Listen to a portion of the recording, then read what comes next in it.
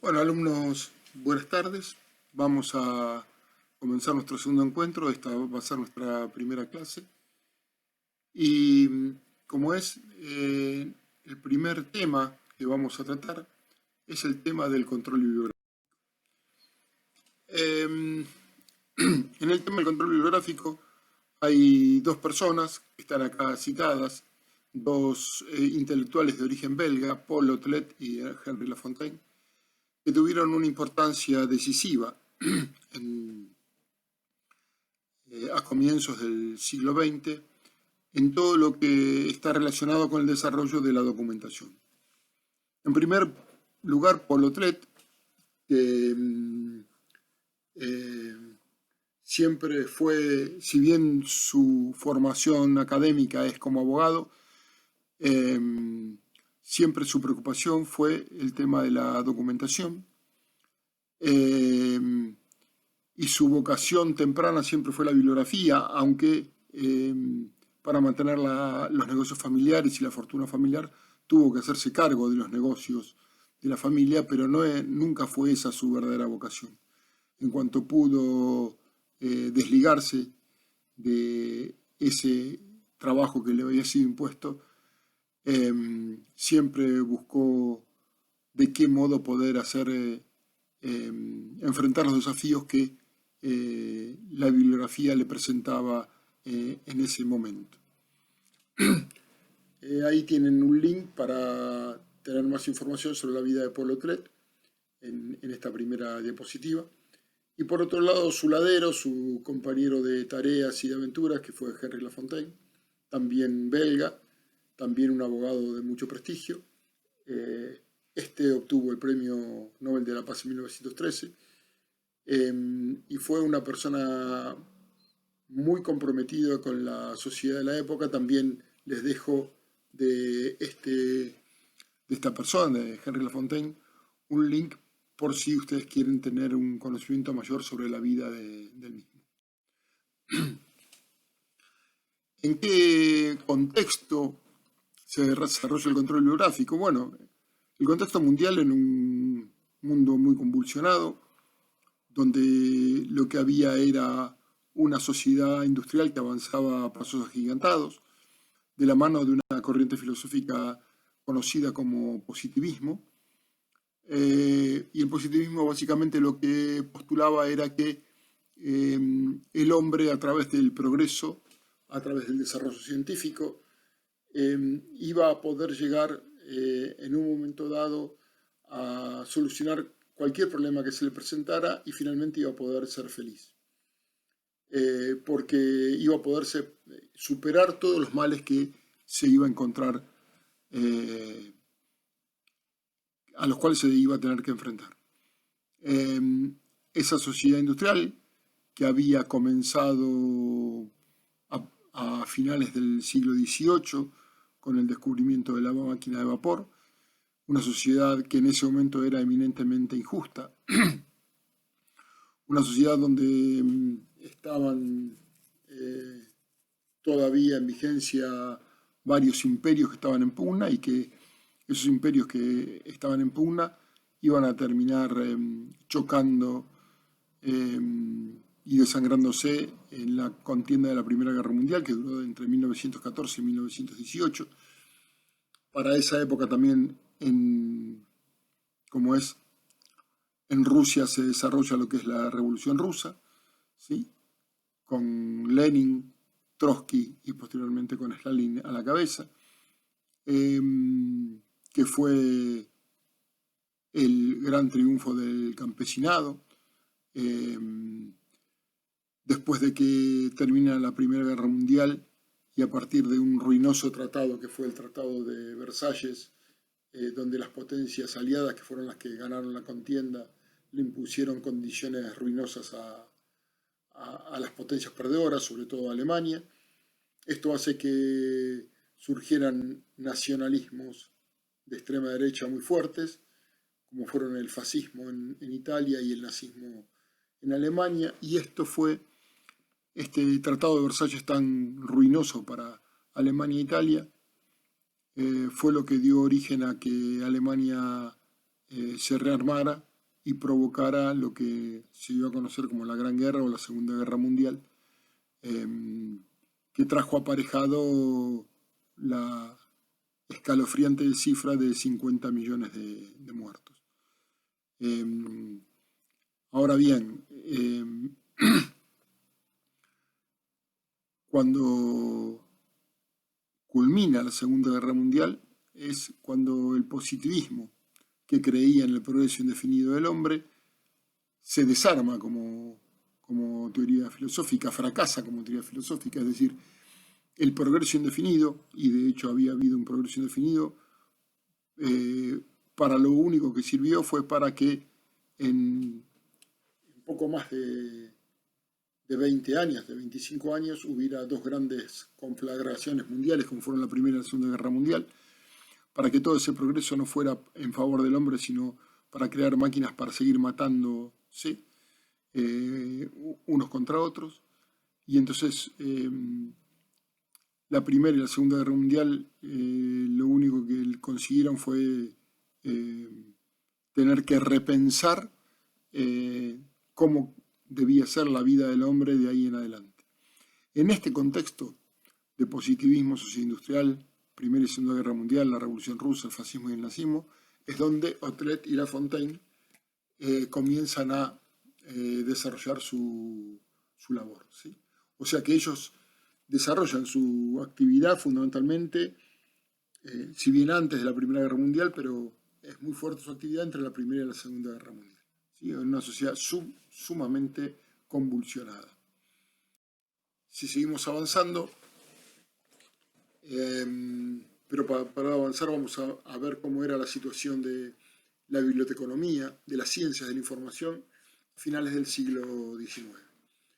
En primer lugar, lo que tenemos que ver es que justamente el crecimiento de la sociedad industrial demandaba teorías que sustentaran ese crecimiento, ¿sí? Por lo tanto, el número de publicaciones científicas y artículos habían crecido en forma considerable, ¿sí? Y lo que Otlet y Lafontaine perciben es que antes los documentos tenían una durabilidad, una duración, una vigencia muy importante, pero a medida que va avanzando la ciencia y la tecnología, la vida media de esos documentos se empieza a ver reducida considerablemente. Y como es tan exponencial el crecimiento de los documentos, las bibliografías universales y retrospectivas empiezan a no tener ya más razón de ser. ¿Y por qué es esto? Bueno, porque es tanta la cantidad de información disponible, es tanta la cantidad de información que se produce, que ninguna bibliografía universal podía abarcar toda esa información que se estaba produciendo de manera vertiginosa. Entonces empiezan a surgir, ya lo vamos a ver con un poquito más de detenimiento más adelante, sistemas de clasificación documental, como puede ser el sistema de clasificación decimal creado y desarrollado por Melville Dewey en Estados Unidos, con el objetivo de sistematizar la información documental que se hallaba en las bibliotecas. Y entonces lo que sucede también es que los centros de información y documentación necesitaban que la información estuviera sistematizada y estuviera actualizada de forma permanente. ¿Para qué? Para poder servir de auxiliar, de rueda de auxilio para el crecimiento científico que era, de algún modo, era como apabullante, ¿no? Como de un crecimiento absolutamente exponencial. Dicho esto, vamos a entrar un poquitito en el legado de la obra de Otlet y Lafontaine. 4 puntos muy importantes podemos rescatar del trabajo que hacen Otlet y Lafontaine. En primer lugar, la Oficina Internacional de Bibliografía, que esa Oficina Internacional de Bibliografía después da paso al Instituto Internacional de Bibliografía.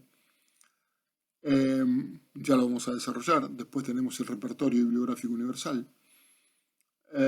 Tenemos la clasificación decimal universal y tenemos, por último, el Tratado de la Documentación, que es el libro clave que escribe Paul Otlet hacia 1934.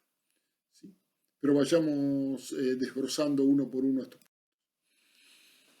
La Oficina Internacional de Bibliografía, que después se convierte en el Instituto Internacional de Bibliografía, nace a partir del encuentro que tienen en 1891 Otlet y Lafontaine.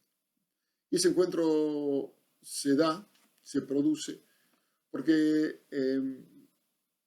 Lafontaine trabajaba en esa época, a finales del siglo XIX, en la Sociedad de Estudios Políticos y Sociales en Bruselas.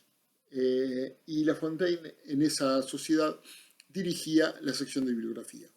Como ya dijimos al principio, Otlet era alguien que estaba muy interesado en el tema bibliográfico, se acerca a la Sociedad de Estudios Políticos y Sociales y se acerca más concretamente a la sección de bibliografía, y ahí se conoce y entabla una relación con Lafontaine, una relación que va a durar toda la vida. Juntos fundan la primera organización, la primera institución que le pusieron como nombre Instituto Internacional de Bibliografía Sociológica.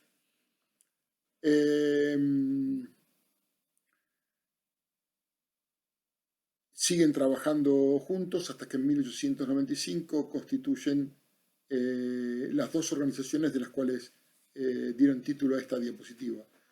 La Oficina Internacional de Bibliografía y el Instituto Internacional de Bibliografía. La Oficina Internacional de Bibliografía tenía un carácter más local, ¿sí?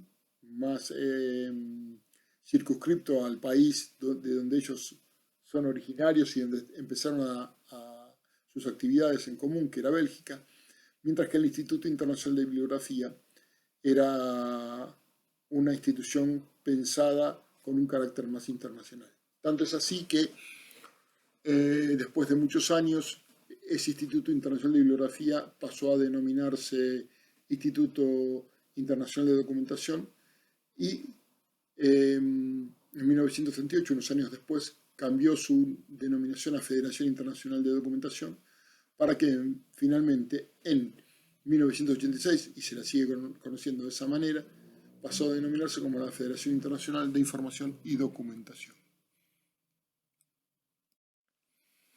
Bien, como dijimos, la Oficina Internacional de Bibliografía y el Instituto Internacional de Bibliografía, ambos nacen en 1895. En ese año también fue un año muy importante, muy activo. Lafontaine y Otlet celebran la primera conferencia internacional de bibliografía. ¿Sí? O sea, la Oficina Internacional de Bibliografía, que había sido recientemente creada, convoca una conferencia internacional sobre bibliografía. En esa conferencia es donde se redactan los estatutos del Instituto Internacional de Bibliografía, que, como lo dice claramente su denominación,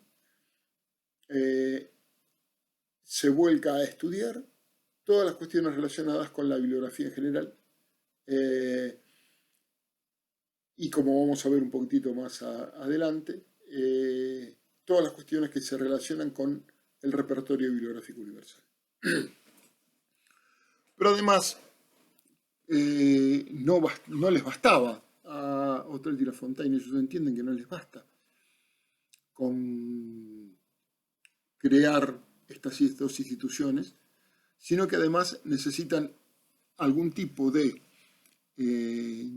documento que les permita clasificar la información que, como dijimos antes, estaba creciendo de forma exponencial. Porque la única forma de poner en marcha y sostener el repertorio bibliográfico universal era a través de un sistema de clasificación. Y ese sistema de clasificación, ellos consideran que el mejor sistema de clasificación que había en ese momento disponible era el que había creado Dewey en 1876 en Estados Unidos. Y entonces, casi 20 años después de la creación de Dewey, de ese sistema de clasificación, que nosotros conocemos con el nombre de CDD, Dewey les concede en 1895 la autorización para que se haga una traducción al francés de la clasificación decimal, de la CDD, y se la utilice en Europa. Otlet y Lafontaine tenían en mente, respecto a la Oficina Internacional de Bibliografía, organizar una biblioteca. Tenían en mente hacer publicaciones referidas a cuestiones bibliográficas. Tenían en mente crear repertorios bibliográficos de distintas especialidades y hacer compilaciones referidas a los hechos sociales más destacados del mundo en el cual ellos desarrollaban su tarea. Ahora bien, uno de los problemas más importantes que encontraron cuando crean la Oficina Internacional de Bibliografía, el Instituto Internacional de Bibliografía, es el problema presupuestario. Porque la cooperación que ellos pedían para establecer y llevar adelante las tareas de la Oficina Internacional de Bibliografía y del Instituto Internacional de Bibliografía eran tareas que al comienzo no tenían aportes estatales. Después sí consiguen aportes estatales, pero eso es más adelante.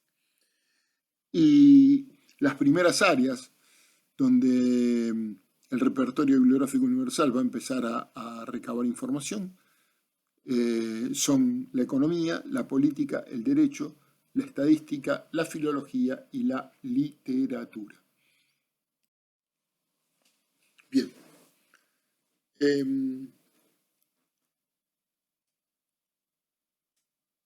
Algunas de las actividades en las que intervino la Oficina Internacional de Bibliografía, bueno, podemos mencionar el repertorio bibliográfico universal, ya vamos a hablar un poquitito más con detenimiento del mismo.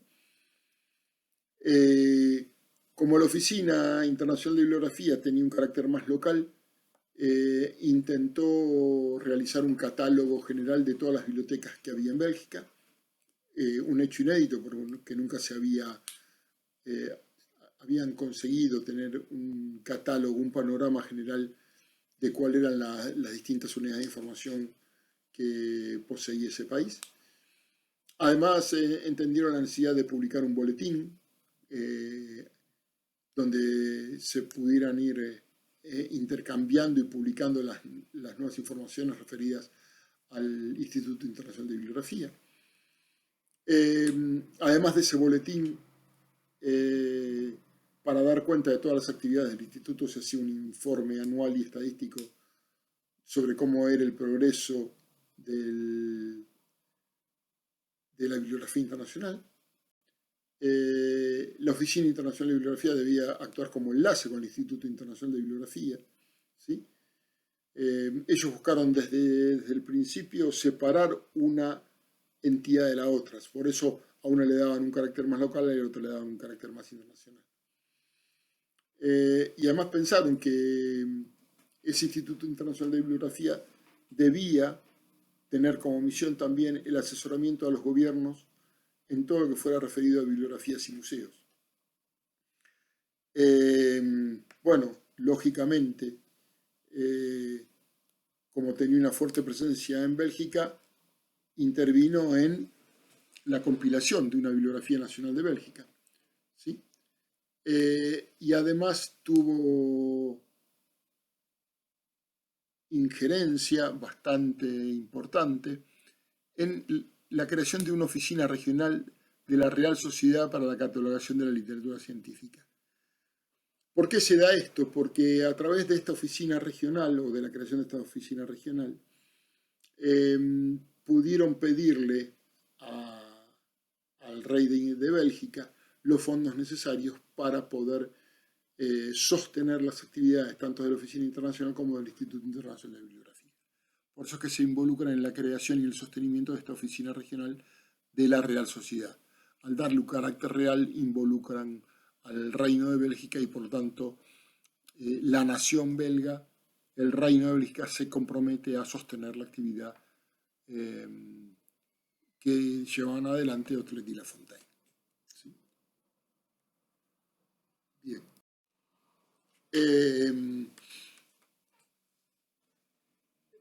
Vamos a empezar a desbrozar un poquitito qué son cada una de estas cuestiones que hasta acá hemos hecho una presentación. En primer lugar, el repertorio bibliográfico universal.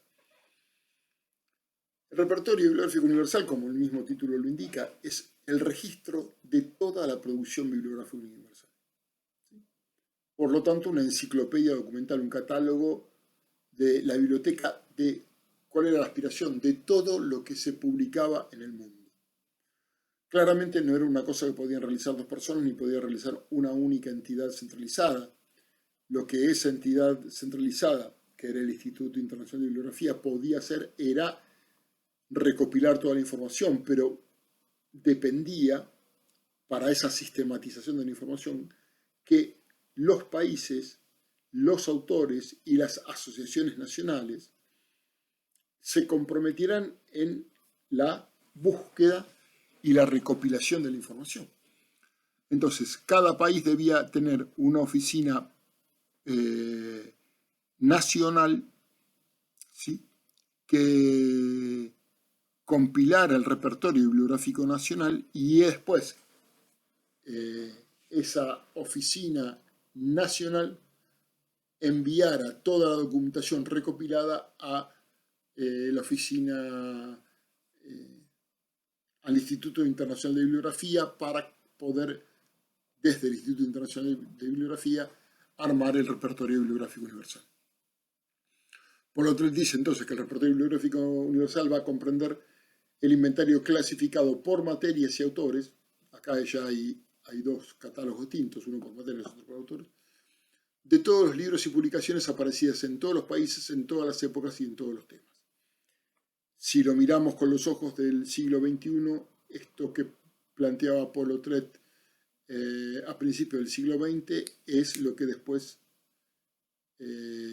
está pasando en este momento con la web. ¿Sí? La web, aunque no lo pueda hacer todavía, aspira a tener lo que Borges denominó la Biblioteca de Babel. En un único lugar, todas las obras, todos los autores, todos los documentos, todas las materias. ¿Sí? De todos los tiempos. Todo lo que pudo haber sido publicado y pensado por el hombre en un único lugar.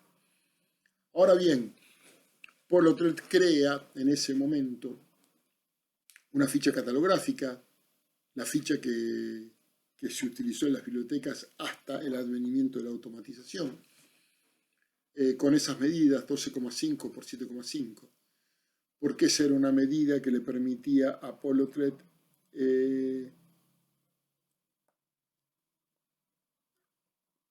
poner dentro de esa ficha todos los datos necesarios para una correcta y precisa identificación de la mayoría de los documentos, no todos, pero la mayoría de los documentos podían estar representados en esa ficha catalográfica de 12,5 por 7,5. Y los autores, y los datos que debían estar dentro de esa ficha catalográfica eran el autor, el título, la cantidad de páginas, cuál era la fecha de edición, cuál era el precio de la obra, cuál era el formato de la obra y una breve reseña bibliográfica. ¿Sí? Las fichas iban a estar ordenadas mediante la clasificación decimal, es decir, lo que nosotros hoy conoceríamos como el catálogo topográfico de una biblioteca, ¿sí?, de acuerdo a la ubicación, y la ubicación era la ubicación por la clasificación decimal.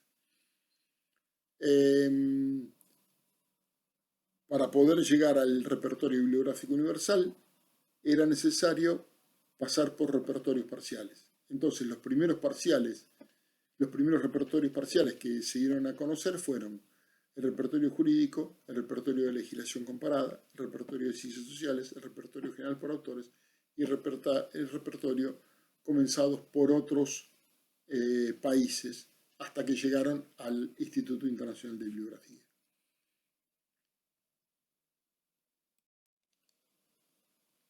Bien, como dijimos antes, la organización de todos estos documentos, incluidos en el repertorio bibliográfico universal, necesitaban un sistema de clasificación sumamente detallado. Y por eso Tolet y Lafontaine conocen la clasificación decimal creada por Dewey y piden la autorización para traducirla y utilizarla en Europa. Pero Tolet y Lafontaine querían realizar modificaciones a la clasificación decimal. Pero Dewey no aceptaba ningún tipo de modificación y cuando Dewey fallece, su hijo sigue con la misma tesitura y la misma postura que el padre.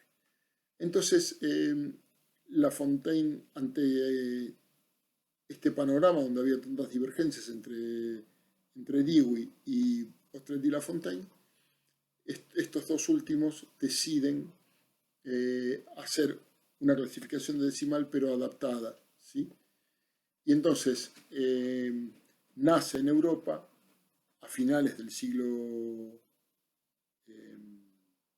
XIX, 4 años después de que habían recibido la autorización para traducir al francés la obra de Dewey, nace el Manual del Repertorio Bibliográfico Universal, ¿sí? Que es la primigenia edición de lo que después nosotros conocimos como la CDU. Ese nombre, el nombre de CDU, Clasificación Decimal Universal, recién lo tiene, o sea, cambia el nombre de Manual del Repertorio Bibliográfico Universal a Clasificación Decimal Universal en la segunda edición que se publica entre 1927 y 1933. Ahí ya se publica con el nombre de, o con el título, mejor dicho, de CDU. ¿Sí?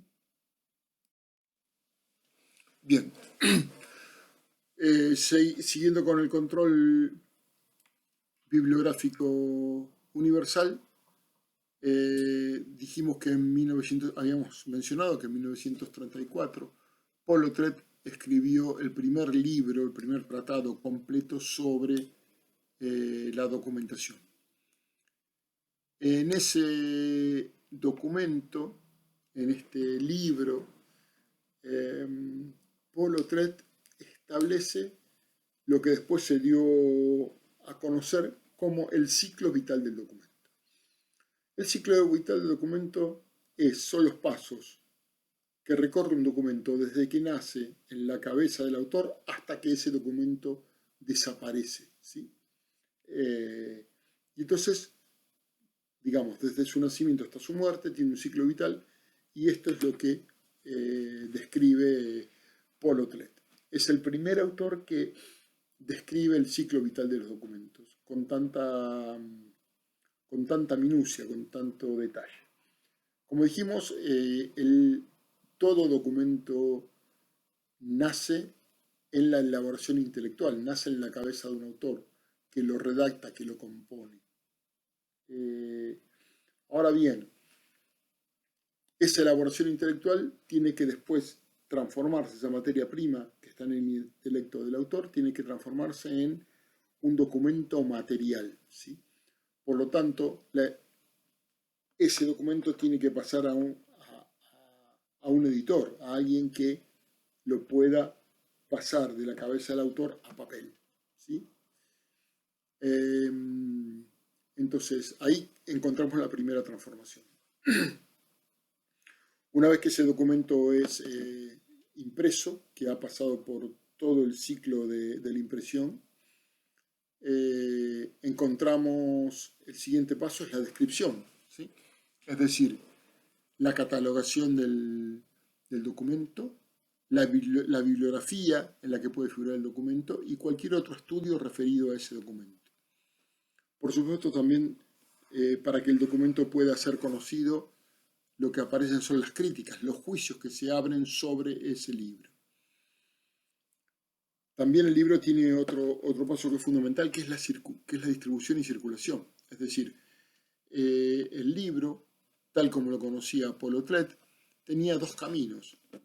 Un camino era el camino de la parte comercial, es decir, el libro que se editaba iba a parar a una librería, se lo transportaba y se lo llevaba a una librería para poder ser comercializado, para poder ser conocido por el público. Pero había otra parte, ¿sí?, que llegaba a las bibliotecas, también con el objetivo, pero ya no con un sentido económico, sino para ser difundido en las bibliotecas. Y ahí en las bibliotecas no solamente era utilizado por los usuarios, sino también se lo utilizaba para hacer intercambio con otras bibliotecas, y también el libro tenía una función muy importante que estaba directamente relacionada con el repertorio bibliográfico universal, que era el depósito legal. ¿Sí? Algunas bibliotecas en todos los países actúan como depósito legal, es decir, salvaguardan una cantidad X de ejemplares para que esos ejemplares queden como archivo de la memoria histórica de ese país. ¿Sí? Ese documento, digamos, las bibliotecas, además de preservar y difundir, conservan la información de esos documentos. Por supuesto que muchos de esos documentos, según la finalidad para la cual han sido creados, son usados para lectura, y en muchos casos esos documentos son utilizados para la creación de nuevos libros, ¿sí? Son utilizados para la creación de nuevo conocimiento, ¿sí? O sea que el libro es germen de nuevos libros, de nuevos conocimientos, y de esa manera se va manteniendo y se va poniendo valor el engranaje de los nuevos conocimientos y el desarrollo de la ciencia, ¿sí? Una vez que el documento cumplió con su misión, ese libro termina destruyéndose. ¿Cómo se destruye? Bueno, no tenemos que tenerle miedo a que el último estamento, el último escalón del ciclo vital del documento es justamente su destrucción por enfermedad, ya sea porque lo atacan los insectos, ya sea porque lo ataca la humedad, las catástrofes naturales o la desidia del hombre, o por accidentes, por ejemplo los incendios. La cuestión es que, o porque ese libro es, digamos, una vez que cumplió su misión, de repente ya no tiene más razón de ser, porque ha sido superado por nuevos conocimientos, entonces el libro sirve para, digamos, la creación de nuevos documentos en formato papel. En breve síntesis, este es el recorrido, este es el ciclo vital que describe un documento, ¿sí?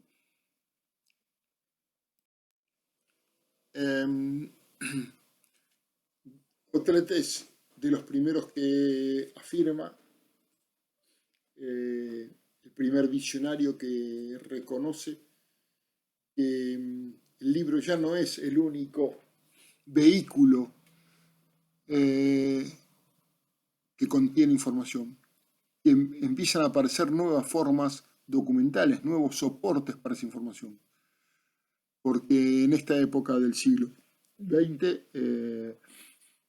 aparecen otros dispositivos, aparecen otros soportes de información, las fotografías, las diapositivas, las películas. Aparece el cine, aparece la radio, ¿sí? Y todo esto da origen a la explosión de la información. En la ciencia de la información podemos reconocer tres momentos. El primer momento es el momento de la biblioteconomía, que es una época que está centrada en la recolección y catalogación de libros. El segundo momento es la época de la bibliografía, ¿sí? Es la segunda época. El concepto de libro hay que ampliarlo, ¿sí? Y hay que sustituirlo por el concepto de documento, ¿sí? La disciplina documentación se vuelve autónoma respecto a la biblioteconomía. Lo que estamos reconociendo en esta segunda etapa es que hay documentos que no necesariamente tienen formato de libro. ¿Y por qué son documentos? Porque transmiten información. Entonces, una pintura también es un documento. Una pintura rupestre es un documento. Un templo es un documento. Eh, una casa es un documento.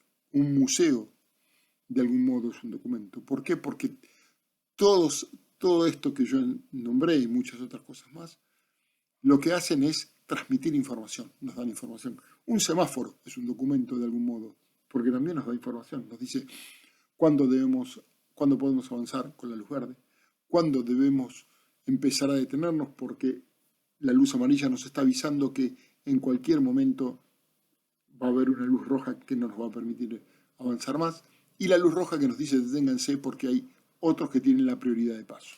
¿Sí? Entonces,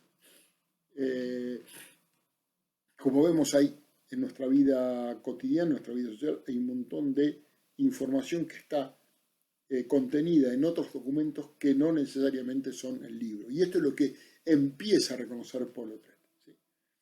La tercera etapa, la tercera época es la época de la documentología. Otret lo que quiere es organizar y hacer accesible el conocimiento, quiere democratizar el conocimiento, quiere que el conocimiento llegue a más personas. ¿Sí? Porque además lo que hay desde mediados y finales del siglo XIX, hay una gran demanda de información por parte de la sociedad. Y esa gran demanda de información se da sobre todas las cosas porque lo que se democratiza es el saber a partir de la necesidad que tiene la sociedad de hacer accesible el conocimiento a todos los seres humanos. Esto es cuando se crea como institución la escuela. ¿Sí? Entonces, antes el saber leer y escribir, la alfabetización, estaba dirigida a muy pocos. Solo aquellos que tenían riquezas eran los que tenían el acceso a la lectura y a la escritura. Esto cambia radicalmente. La misma sociedad industrial empuja a que las familias tengan a los niños en la escuela para que los padres puedan trabajar, porque trabajaban ambos padres. Entonces, de esa manera, los niños empiezan a leer y escribir. Y por lo tanto, al empezar a leer y escribir, y al ser millones los que se vuelcan a la lectoescritura, a la comprensión, la sociedad empieza a demandar muchísima más información a ser procesada por esta misma sociedad que está hambrienta de conocimientos porque tiene la posibilidad de la lectura y la escritura, ya no de unos pocos, sino de millones y millones y millones de personas. Bien. Seguimos para adelante. ¿Cuáles eran los fines de la documentación según Paul Otret? Bueno, en primer lugar, él quería analizar, ordenar y sintetizar los datos del documento. Todos los documentos debían poder ser analizados, ordenados y sintetizados. Por otro lado, elaborar nuevas formas documentarias que pudieran reflejar el pensamiento científico, tecnológico y práctico. ¿Para qué? Bueno, con el objeto de hacer progresar el conocimiento y las informaciones. Piensen ustedes que esto de hacer progresar el conocimiento es el pensamiento núcleo básico de lo que nosotros conocemos filosóficamente como el positivismo y que antes ya habíamos dicho que como doctrina filosófica estalla al culminar la Segunda Guerra Mundial. ¿Sí? El progreso por el progreso no garantiza el crecimiento moral del hombre. Todo lo contrario, el progreso muchas veces es un progreso, puesto entrecomillado, para el mal, para la destrucción del ser humano, no para su bienestar. ¿Sí? Y por lo tanto piensa que la documentación es el germen, es la base que permite provocar nuevas invenciones que generen transformaciones profundas en la vida del ser humano. Lo que pasa es que por lo tanto las pensaba para bien y no para mal, que fue lo que terminó sucediendo en esa primera mitad del siglo XX, ¿sí? Con las guerras, con la Primera y Segunda Guerra Mundial.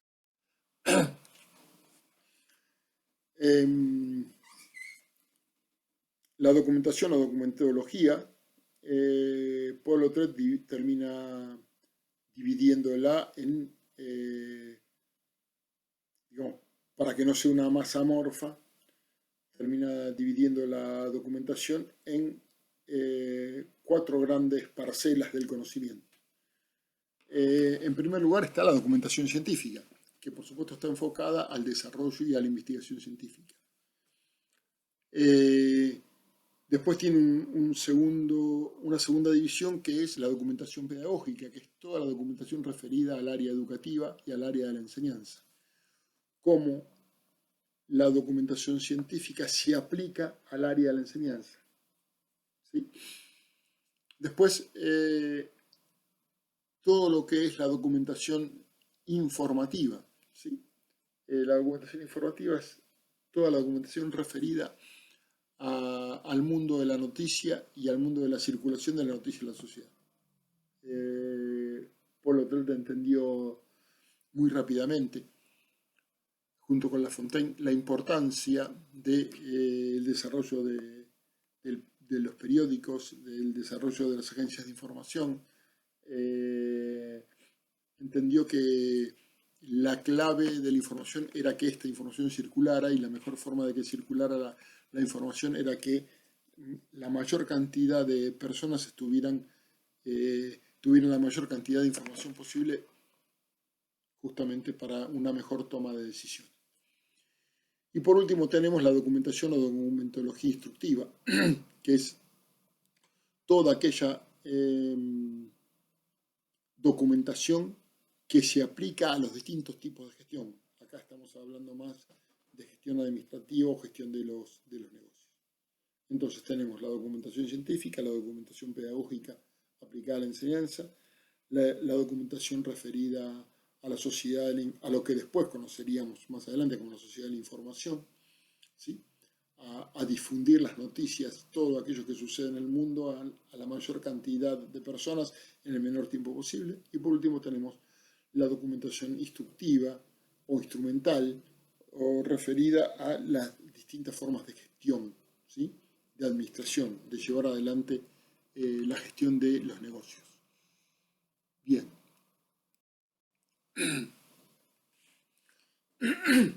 Seguimos avanzando en el control bibliográfico.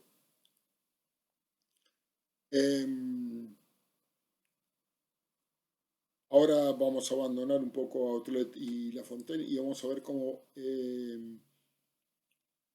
va a ser el pasaje de la documentación a la época de la ciencia de la información. En primer lugar, el mundo queda, por decirlo de algún modo, patas para arriba después de la Segunda Guerra Mundial. Hay todo un replanteamiento. Y el replanteamiento surge fundamentalmente de esto. No solamente de que Europa como campo de batalla y otros lugares del universo, del mundo como nosotros conocemos, habían sido destruidos por la guerra. ¿Sí? Pensemos en importantes partes de Asia, de África, por supuesto en Europa. Sino que además lo que sucede es que la guerra había traído aparejado una gran cantidad de conocimientos, ¿sí? Pero esos conocimientos debían, ahora que había empezado un tiempo de paz, a partir del triunfo de los aliados en la guerra, esos conocimientos que habían sido aplicados para la guerra debían ser aplicados para poner en marcha, poner de pie nuevamente un mundo que había sido destruido, ¿sí? Entonces, uno de los primeros conceptos que aparece con mucha fuerza después de la Segunda Guerra Mundial es el concepto de recuperación de la información. Había que poder hacer algo con la información. Y hacer algo con la información era recuperar la información para poder aplicar esa información a las necesidades que estaban surgiendo en ese momento, que eran empresariales, que eran pragmáticas y que eran comerciales. Es decir, todos los avances científicos no aplicados para la guerra que había concluido, sino para la paz, pero para eso era necesario recuperar la información contenida en los documentos. ¿Sí? Entonces, ¿Cómo hacemos para extraer de esos documentos la mejor información, la que más se va a utilizar? Entonces empiezan a aparecer algunos temas como es la indización. La indización no es más ni menos que extraer de los documentos los datos esenciales, ¿sí? Indicar dentro de los documentos cuáles son los datos más importantes para poder extraerlos y para poder después aplicarlos a los nuevos conocimientos científicos, ¿sí? Para la década del 50, dentro de las ciencias de la información, lo que hay es hay una transición entre la documentación y la ciencia de la información. Para la década del 60, más concretamente en el año 1963, aparece un informe, el informe Weinberg, que tiene como puntos principales los siguientes, ¿sí? En primer lugar, que los autores deben asumir mayores responsabilidades respecto de la recuperación de la información. Es decir, empieza a pensarse el concepto de que los documentos, para poder tener valor, es necesario que se empiece a extraer de ellos la información más relevante. Lo que nosotros hoy conocemos como abstracts, por ejemplo, el resumen del documento, que nos da la información relevante, o de repente las palabras claves, ¿sí? Ahí vamos a encontrar el valor del documento, poder recuperar del documento aquellas partes del documento que nos resultan más valiosas para la actividad que llevamos adelante. Después lo que dice el informe Weinberg es que las publicaciones técnicas tienen que mejorarse, ¿sí? Es decir, acá habla de cómo hacer crecer la documentación científica y técnica, ¿sí? Y entonces lo que dice el informe Weinberg es, a los autores que publican información valiosa se los debe compensar económicamente. El informe Weinberg también propugna que el nivel de los autores de los artículos de revistas debe ser más alto. Los mejores deben publicar en las mejores revistas para poder llevar adelante un crecimiento científico, para responder a las demandas científicas, ¿sí? Porque la ciencia se canaliza a través de los artículos de las revistas especializadas. La información debe ser analizada, por eso los centros de información deben ser especializados, donde se puede hacer el análisis de la información. También dice que la mecanización, en esa época no se hablaba de automatización, se hablaba de mecanización, puede ser importante, pero no lo es todo, ¿sí? Deben promoverse los índices de citas, ¿sí? Qué publican los autores, sobre cuáles son los temas más relevantes, cuáles son los autores más relevantes dentro de esos temas, etc. Y no solamente debe haber lenguaje natural que contribuye muchas veces a la confusión, sino que en la ciencia debe haber lenguajes que sean controlados y que deben ser compatibles con la indización, con nuevos formatos, y para ello deben establecerse convenios de cooperación entre las unidades de información para hacer trabajos de indización en común y para trabajar con formatos comunes. Todo esto que está pensado en forma embrionaria en el informe Weinberg, que es de comienzo de la década del 60, a partir de la década del 70 y del 80 se va haciendo mucho más, se va refinando, ¿sí? Se va haciendo cada vez más importante, las publicaciones periódicas empiezan a tener mayor relevancia, en verdad los autores, digamos, se le van poniendo mayores trabas o niveles como para que terminen siendo los mejores los que publican y que el prestigio de los autores prestigie a la vez a las publicaciones periódicas donde estos depositan sus artículos, y de esa manera la ciencia crece porque terminan siendo los mejores articulistas en las mejores revistas. Seguimos adelante. Y vamos a ir concluyendo por acá. El desarrollo tecnológico, según Moreiro y González, que dicen que así como la máquina de vapor actuó de motor en la revolución industrial, el ordenador movió los engranajes de una nueva era. Y yo acá en la diapositiva lo que pongo es el ejemplo de Clementina, que fue la primera computadora. Así fue el nombre de la primera computadora, se le dio el nombre de Clementina. Esa primera computadora se instaló en la Facultad de Ciencias Exactas y Naturales en la Universidad de Buenos Aires, y fue en esta computadora Clementina, que para que tengamos una idea de cómo es, de tamaños, la primera computadora que se instala en la UBA, en Ciencias Exactas, tenía el tamaño de 2 habitaciones. Comparémoslo hoy contra un celular, que es una computadora también, comparémoslo contra una netbook o una notebook, y Clementina era, digamos, la prehistoria de lo que hoy tenemos en nuestras casas, en un celular, en una PC o en una notebook, ¿sí? Es decir, podía ser miles de cálculos cuando nuestras computadoras hacen millones y millones y millones de cálculos a una rapidez muchísimo más, pero infinitamente superior a la que podía hacer Clementina, ¿sí? Pero bueno, con estas computadoras, con estos desarrollos científicos, nacen las primeras bases de datos, surgen los primeros hipertextos, ¿sí? Comienza lo que se conoce después como la estructuración de la información.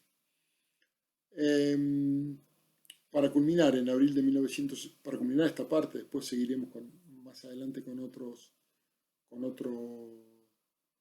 próximo video, que va a ser la segunda clase de este segundo encuentro.